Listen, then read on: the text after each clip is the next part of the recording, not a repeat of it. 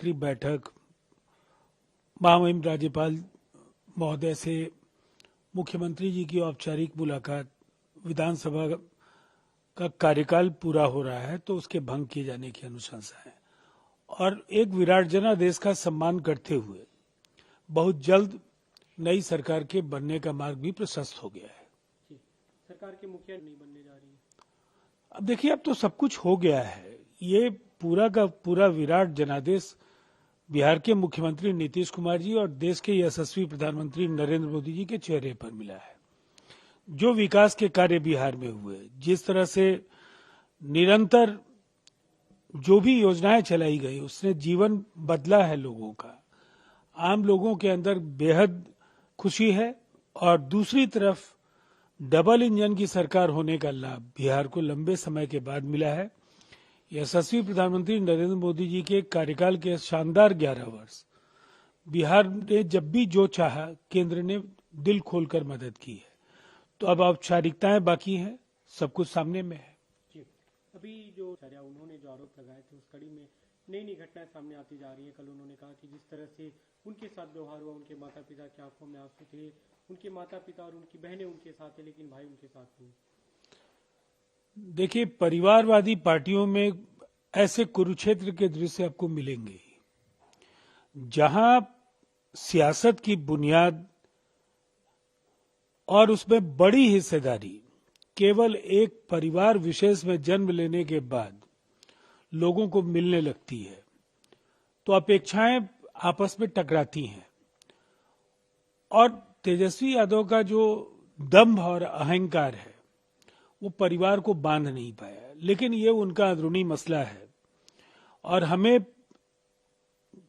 एक बड़ा जनादेश जो मिला है उसका मर्म समझते हुए बिहार में विकास की जो योजनाएं हैं, जो जनता से किए वायदे हैं, औद्योगिकरण, रोजगार, आधारभूत संरचना में काफी काम हुआ है, लेकिन अभूतपूर्व विस्तार, ये बड़े जो मुद्दे हैं उस दिशा में एनडीए की सरकार काम करेगी और जनता से जो भी हमने बातें कही हैं, जो वायदे किए हैं, उसको पूरा करने के लिए पूरी क्षमता के साथ नई सरकार लगने जा रही है।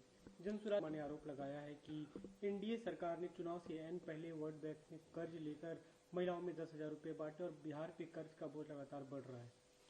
अब पहले तो उनके नेता ने जो 25 सीटें हम नहीं जीतेंगे तो अगर उससे ज्यादा जीत गए तो उनके नेता संन्यास ले लेंगे, उस पर बोलने से क्यों पवन जी जैसे नेता बचते हैं।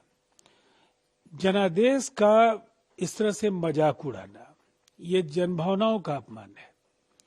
ये एक प्रचंड जनादेश है और इस आंधी को वो अगर नहीं भांप पाए या भांपने के बाद भी जानबूझकर गलतियां करते रहे तो मुझे लगता है उन्हें अपनी रणनीति पर विचार करना चाहिए। कहीं ना कहीं एक रणनीतिकार के तौर पर जो भी उनकी भूमिका रही है प्रशांत किशोर जी की, वो भी पूरी तरह से विफल हो गई, मुकाबले में कहीं नहीं दिखे। और दूसरी तरफ लंबी चौड़ी बातें, सरकार बनाने के दावे और कई तरह की बातें उन्होंने कही, जनता ने पूरी तरह से नकार दिया। इसलिए उनके लिए सवाल हम ज्यादा नहीं रखना चाहते हैं।